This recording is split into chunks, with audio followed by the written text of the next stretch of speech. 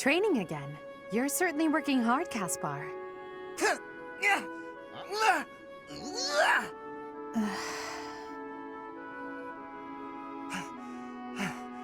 Oh, Edelgard. You scared me. You should have said something. I did, but no matter. What has you training with such intensity? It's never good to neglect one's training, but overdoing it is ill-advised as well. You could already give any student here a battle they wouldn't soon forget.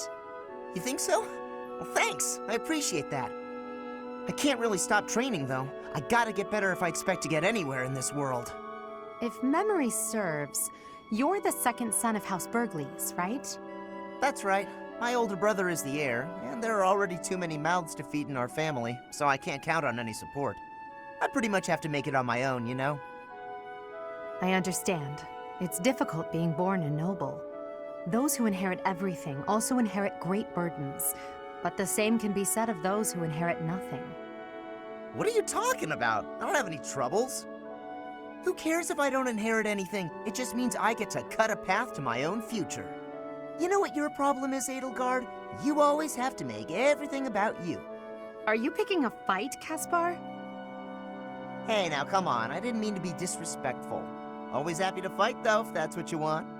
I have no desire to bicker with you. Good luck with your training. Goodbye. What was that about? I'll never understand her. Caspar, I've been wondering something. Would you be happier if you were the heir to House Burgleys?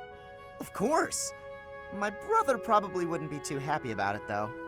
I've got nothing against him, and I'd hate to cause him trouble, so I guess it wouldn't make me very happy at all. You may not want to hear this, but your brother is not a good man. He's lazy and greedy, and has always relied on the knowledge that he would inherit a title. That's my impression of him, anyway. You don't hold anything back, do you? But to be honest, you're not too far off. He's got good reason for it, though. Our grandfather was really obsessed with his second wife. She has a son who she really wanted to become the heir. In the end, though, my grandfather had to step down sooner than expected, so everything went to my father instead. My brother is still really worried about having his future taken from him. That's the price of taking your own desires into account when choosing an heir. The concept of nobility is decaying, and it's dragging the Empire into the ground with it. Wow, this conversation is really going there.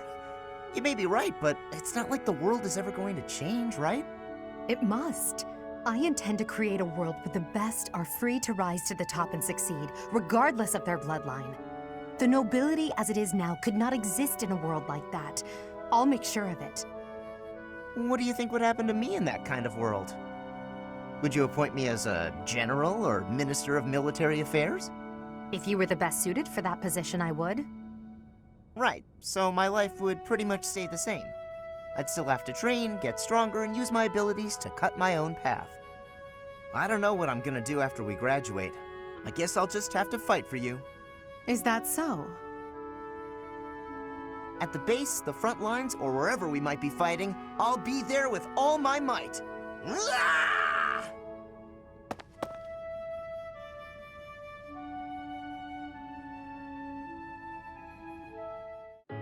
Huh?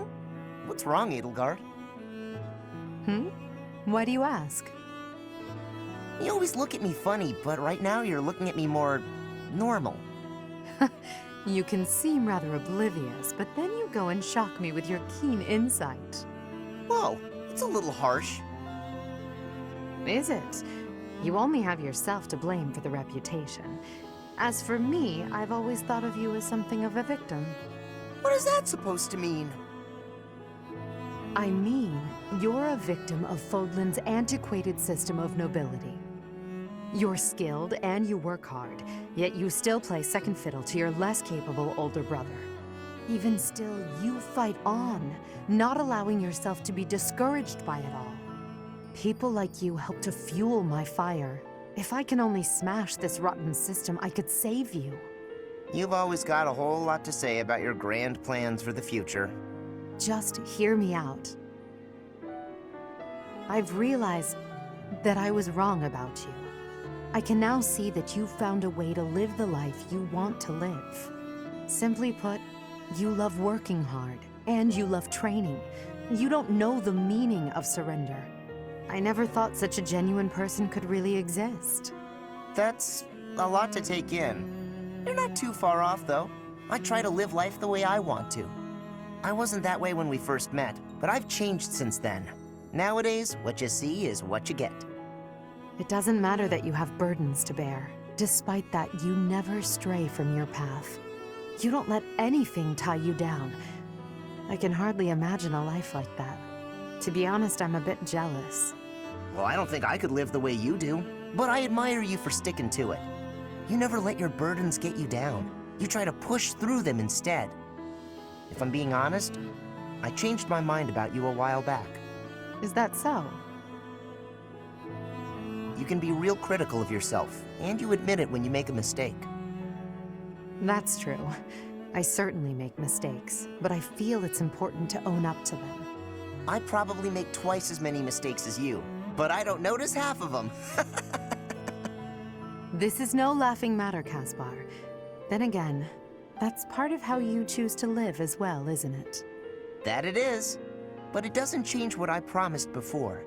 I'm gonna keep fighting for you, Edelgard. Even if we don't live our lives the same way, I'll help cut a path through so you can follow safely behind. I don't doubt it.